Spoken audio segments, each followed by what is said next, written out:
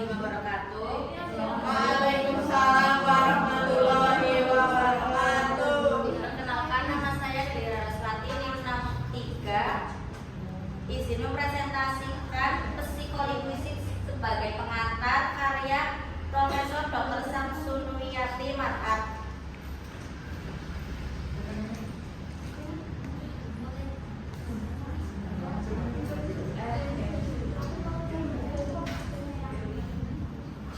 Pokok pembahasannya yang pertama pengertian, struktur, fungsi, mekanisme perolehan, metode, perkembangan, ruang lingkup, aspek-aspek, ciri-ciri dan dasar-dasar serta contohnya.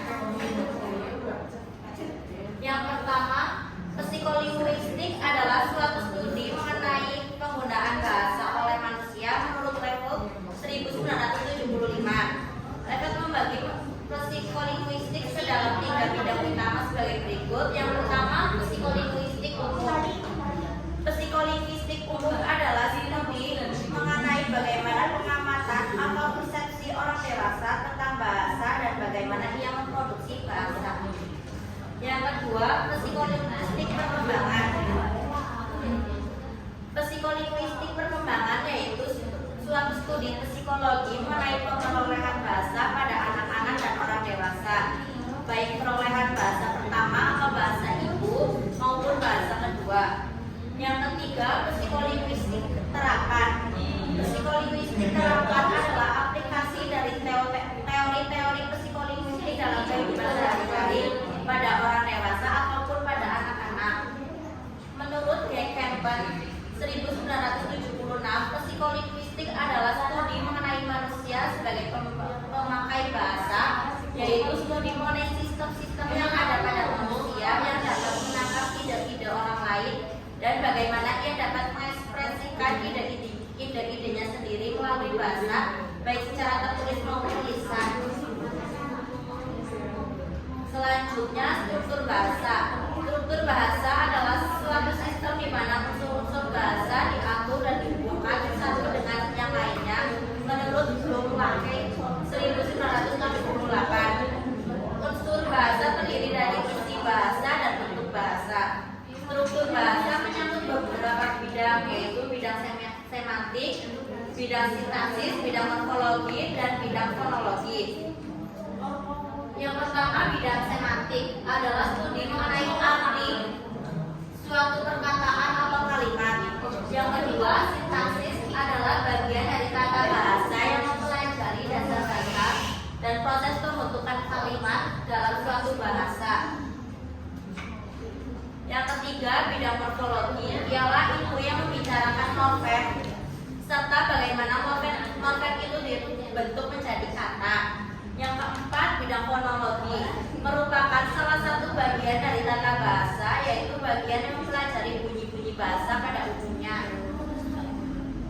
Yang ketiga, fungsi. Fungsi bahasa adalah alasan-alasan mengapa seseorang berbicara. Fungsi bahasa pada umumnya mengkomunikasikan apa yang ingin disampaikan. Ada dua macam fungsi bahasa, yaitu fungsi bahasa yang bersifat intrapersonal, yaitu penggunaan bahasa untuk memecahkan persoalan, mengambil keputusan, berpikir, dan mengingat. Selanjutnya, fungsi bahasa yang bersifat interpersonal menunjukkan adanya suatu pesan atau keinginan penutur, biasanya berupa kalimat perintah. Selanjutnya, mekanisme perolehan bahasa. Mekanisme perolehan bahasa pada anak-anak merupakan yang memungkinkan terjadi pada anak-anak untuk mengembangkan keterampilan bahasa. Perbedaan terjadi karena cara pendekatannya, yaitu antara posisi rasionalis dan posisi empiris. Rasionalis memandang kemampuan bahasa sebagai sesuatu yang bersifat bawaan, sedangkan empiris adalah adanya kapasitas untuk dapat belajar dari pengalaman. Keduanya mempunyai segi positif yang memberikan pengaruh besar dalam perkembangan teori psikolinguistik ini. Selanjutnya, metode umum dalam pengajaran bahasa. Ada 3 metode umum yang telah dipergunakan dalam pengajaran bahasa, yaitu metode grammar translation dan atau metode ini menekankan pada pembelajaran tata bahasa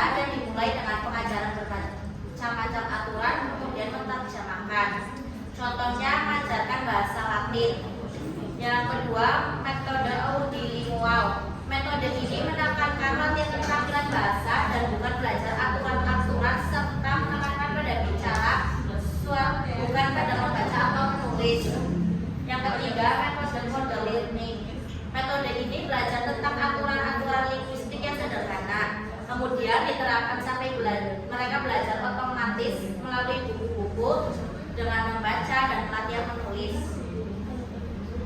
Selanjutnya, perkembangan ilmu. Peranan psikolinguistik juga mengikuti perkembangan yang melahirkan berbagai subdisiplin ilmu lainnya seperti yang pertama psikolinguistik teoritis, yang kedua psikolinguistik perkembangan, yang ketiga psikolinguistik sosial, yang keempat psikolinguistik pendidikan, yang kelima neopsikolinguistik, yang keenam psikolinguistik eksperimental, yang terakhir psikolinguistik terapan. Selanjutnya, ruang lingkup psikolinguistik. Objek psikolinguistik adalah bahasa, gejala jiwa, dan hubungan di antara keduanya. Bahasa yang diproses dalam jiwa manusia yang tercermin dalam gejala jiwa. Bahasa dilihat dari aspek psikologis. Selanjutnya, aspek-aspek psikolinguistik. Aspek-aspek penting dalam garapan psikolinguistik antara lain yang pertama kompetensi, yang kedua akusisi, yang ketiga performansi, keempat asosiasi verbal dan persoalan makna, kelima proses bahasa pada orang abnormal, keenam persepsi ujaran dan kognisi, ketujuh pembelajaran bahasa. Ciri-ciri psikolinguistik. Yang pertama, menelaah pengetahuan bahasa, pemakaian bahasa, dan perubahan bahasa.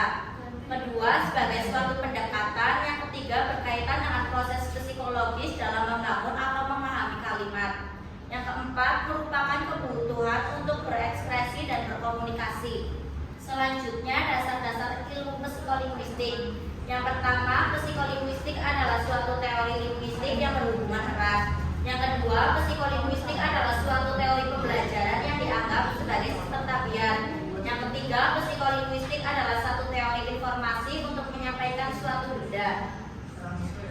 Contohnya, penerapan psikolinguistik adalah berbagai strategi membaca yang diterapkan guru untuk membantu pelajar, seperti menceritakan kembali dan membuat kesimpulan, memahami metode mana yang paling berhasil, dan mencoba menjawab pertanyaan mengapa adalah suatu yang menarik bagi seorang psikolinguistik. Sekian presentasi dari saya. Apakah ada yang ingin ditanyakan?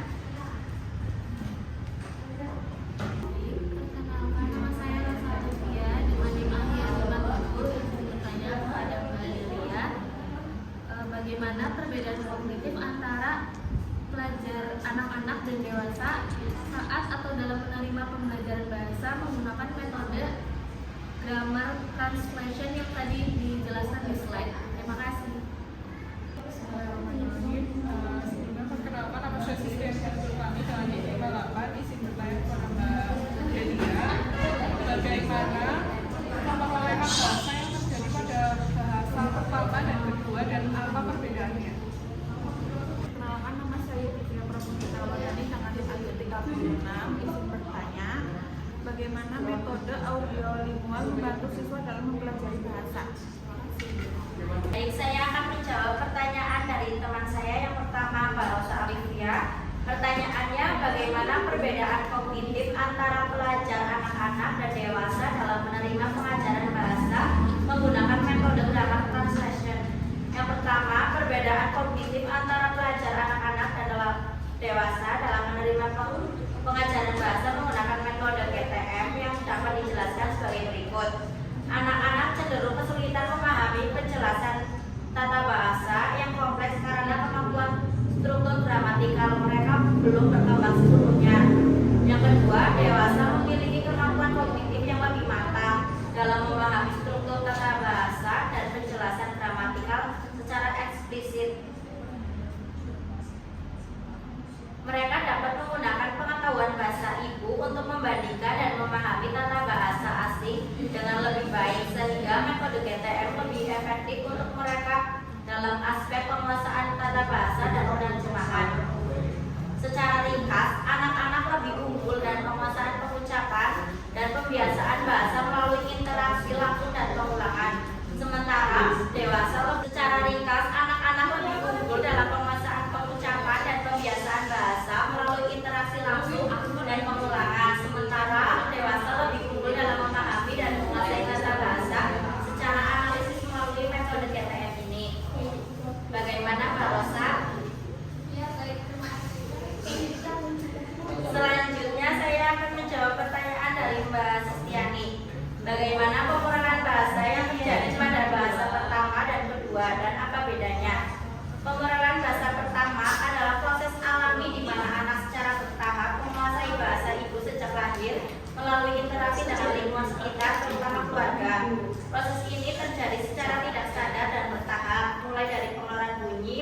kata hingga kalimat yang semakin kompleks.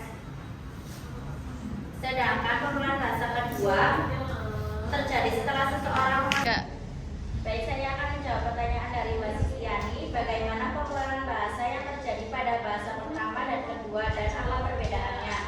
Pemulaan bahasa pertama adalah proses alami di mana anak secara bertahap menguasai bahasa ibu sejak lahir melalui interaksi dengan lingkungan sekitar, terutama keluarga. Proses ini terjadi secara tidak sadar dan bertahap, mulai dari mengeluarkan bunyi, membentuk kata, hingga kalimat yang semakin kompleks. Sedangkan pemerolehan bahasa kedua terjadi setelah seseorang menguasai bahasa pertama, biasanya melalui proses belajar yang lebih sadar dan formal, meskipun bisa juga secara alami. Pemerolehan bahasa kedua melibatkan tahapan seperti memahami, berbicara, membaca, dan menulis secara berurutan. Secara neurologis, bahasa pertama dan kedua juga diproses di area otak yang berbeda, dengan otak kanan lebih terlibat dalam pemerolehan bahasa kedua, terutama pada usia di atas 9 tahun. Singkatnya, pemerolehan bahasa pertama adalah proses alami dan tidak sadar yang terjadi sejak bayi. Sedangkan pemerolehan bahasa kedua biasanya terjadi setelah bahasa pertama dikuasai dan melibatkan proses belajar yang lebih sadar dan struktur. Bagaimana Mbak Sistiani? Selanjutnya saya akan menjawab pertanyaan dari Mbak Divya. Bagaimana metode audio lingual membantu siswa dalam mempelajari bahasa? Siswa dalam mempelajari bahasa dengan menekankan latihan, mendengarkan, dan berbicara secara intensif melalui pengulangan dan penghafalan dialog atau kalimat pendek. Proses pembelajaran biasanya dimulai dengan guru menyajikan teks dialog secara berulang agar siswa mendengarkan. Kemudian siswa menirukan dan menghafal teks tersebut. Diikuti dengan latihan pada kalimat yang sulit dan dramatisasi dialog untuk memperkuat pemahaman dan kelancaran berbicara. Metode ini berfokus pada pembentukan kebiasaan berbahasa melalui stimulus respon, sehingga kesalahannya harus segera diperbaiki agar tidak menjadi kebiasaan buruk. Dengan pengulangan yang konsisten, siswa dapat meningkatkan